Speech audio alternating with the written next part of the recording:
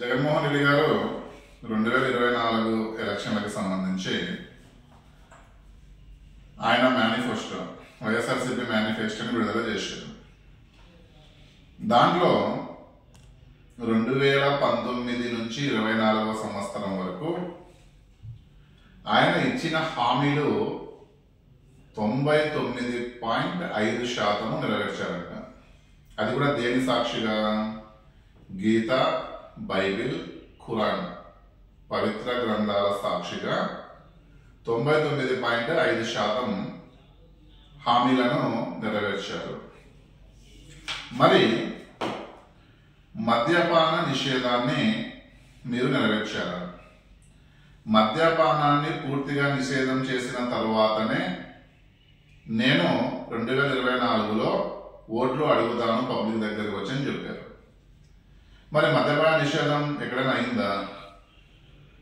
గతంలో చంద్రబాబు నాయుడు గారు అధికారంలో ఉన్నప్పుడు మద్యం లేని గ్రామాలలో కూడా ఈరోజు మద్యం షాపులను ఏర్పాటు చేసి ప్రభుత్వమే అమ్ముతున్న ఘనత మన ఆంధ్రప్రదేశ్లో ఉంది. మళ్ళీ ఏమన్నారు? ప్రతి సంవత్సరము జనవరిలో జాబ్ క్యాలెండర్ అన్నారు. మీరు ప్రతి సంవత్సరం జనవరిలో జాబ్ క్యాలెండర్ ఇచ్చారా? డిఎస్సి ఇస్తామన్నారు. ప్రతి సంవత్సరం డిఎస్సి అన్నారు. కనీసము 5 సంవత్సరాలలో ఒక్క డిఎస్సి అన్న మీరు పూర్తి చేసి బీఈడ్ గాని చేసిన విద్యార్థులకి ఒక్క ఉద్యోగం అన్నా ఇచ్చారా? సిపిఎస్ రద్దు అన్నారు. ఎక్కడైనా సిపిఎస్ రద్దు చేశారా? పోలవరం పూర్తి చేస్తాము అన్నారు. ఎక్కడైనా? చంద్రబాబు నాయుడు గారు 70% పోలవరాన్ని పూర్తి చేస్తే ఆయన 5 సంవత్సరాల గవర్నమెంట్లో, మీ 5 సంవత్సరాల గవర్నమెంట్లో 7% కూడా పోలవరం పూర్తి అవ్వాలి. పరిశ్రమలు మీ ప్రోత్సాహంతో, చంద్రబాబు నాయుడు గారు తెచ్చిన పరిశ్రమలు కాకుండా మీ ప్రోత్సాహంతో ఒక్క పరిశ్రమ అయినా తీసుకొని వచ్చారా ఆంధ్ర రాష్ట్రానికి? కీలక అంశాలను మెన్షన్ చేశారు. కడప స్టీల్ పాయింట్ తీసుకుని వస్తానని చెప్పారు. అసలు ఈ కడపకు వచ్చిన స్టీల్ పాయింట్ మీ ప్రభుత్వంలో మాయమైపోయింది. అదేవిధంగా విశాఖ స్టీల్ పాయింట్ను బీజేపీ ప్రైవేటీకరణం చేస్తే మీరు కనీసము నోరు మెదపలేని స్థితిలో ఉన్నారు. విశాఖ రైల్వే జోన్ ఏమైపోయింది? విశాఖ రైల్వే జోన్ తీసుకుని వస్తామని చెప్పారు. మరి ఈ రోజు మీరు విశాఖ రైల్వే జోన్ తీసుకుని వచ్చారా?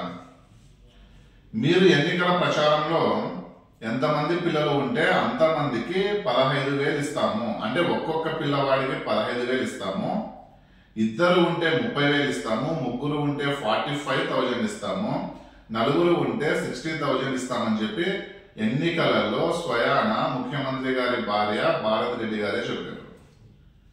మరి మీరు ఎంతమంది పిల్లలు ఉంటే అంతమందికి 15,000 ఇస్తున్నారా? సరే, 17,000 పక్కన పెట్టండి. కనీసం పిల్లవాడికి ఫస్ట్ సంవత్సరం 15,000 ఇచ్చి, రెండవసారి 14,000 ఇచ్చి, మూడవసారి 13,000 ఇచ్చారు. కనీసము ఆ హామీ అయినా కరెక్ట్ గా నెరవేర్చారా జగన్మోహన్ రెడ్డి గారు?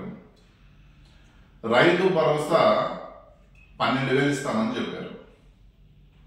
మీ గవర్నమెంటే, రాష్ట్ర గవర్నమెంటే 12,000 ఇస్తాను అని చెప్పి ఇప్పుడు మీరు కేంద్రం ఇస్తున్న నిధులతో కలిపి, కేంద్ర నిధులు ప్లస్ రాష్ట్ర నిధులు 2 కలిపి 12,000 ఇస్తున్నారు.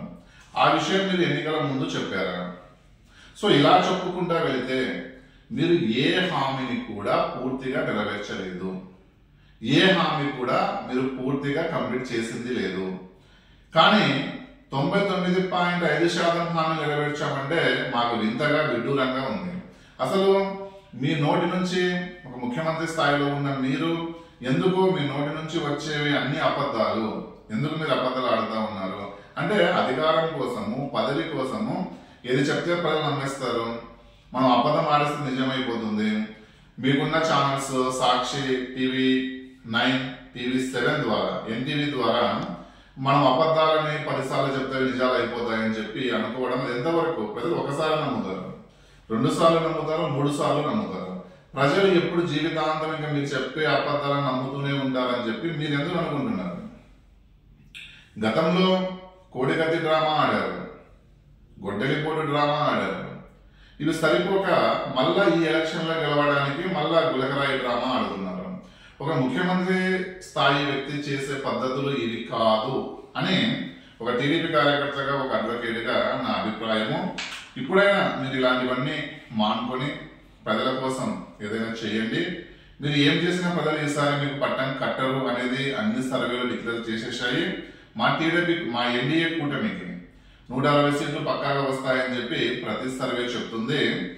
ప్రజలందరూ కూడా జగన్మోహన్ రెడ్డి చేసే మోసాలను గమనించి ఆయన ఇచ్చిన ఎన్నికల మేనిఫెస్టో హామీలు ఆయన ఏం నెరవేర్చలేదో అది ప్రజలు గమనించండి. రేపు జరగబోయే ఎలక్షన్లకి టీడీపీకి పట్టం కట్టి 160 సీట్స్ ఇస్తే మన రాష్ట్రం డెవలప్మెంట్ అవుతుంది అని చెప్పి నేను మీడియా ముఖంగా చెప్తున్నాను.